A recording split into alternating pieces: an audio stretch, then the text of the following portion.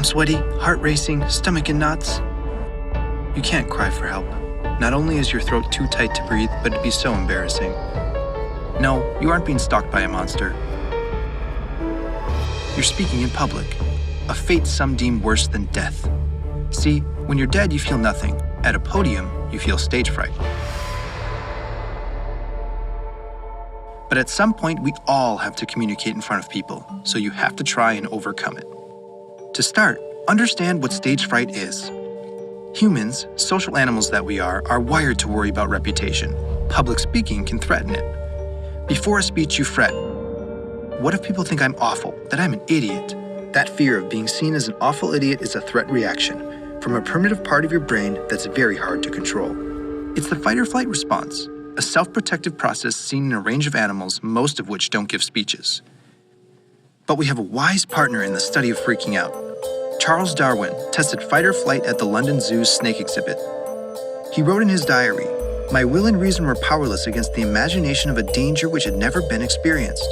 He concluded that his response was an ancient reaction unaffected by the nuances of modern civilization. So to your conscious modern mind, it's a speech. To the rest of your brain, built up to code with the law of the jungle, when you perceive the possible consequences of blowing a speech, it's time to run for your life or fight to the death.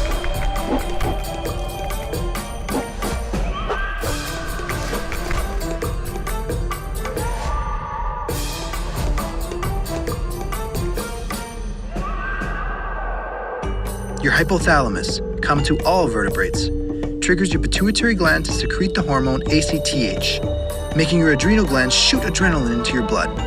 Your neck and back tense up, you slouch. Your legs and hands shake as your muscles prepare for attack. You sweat, your blood pressure jumps.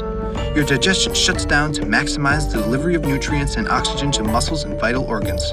So you get dry mouth, butterflies. Your pupils dilate. It's hard to read anything up close, like your notes.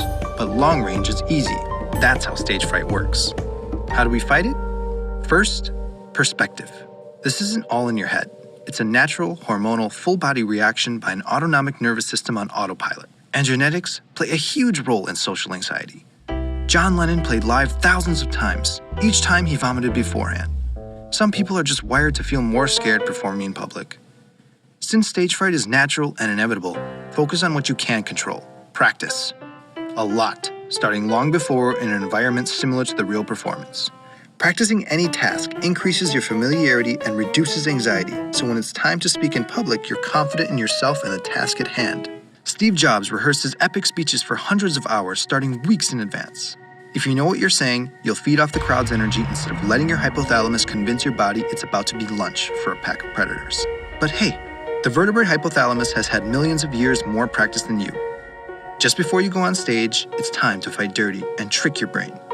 Stretch your arms up and breathe deeply. This makes your hypothalamus trigger a relaxation response. Stage fright usually hits hardest right before a presentation, so take that last minute to stretch and breathe. You approach the mic, voice clear, body relaxed. Your well-prepared speech convinces the wild crowd you're a charismatic genius. How? You didn't overcome stage fright. You adapted to it. And to the fact that no matter how civilized you may seem, in part of your brain, you're still a wild animal. A profound, well-spoken wild animal.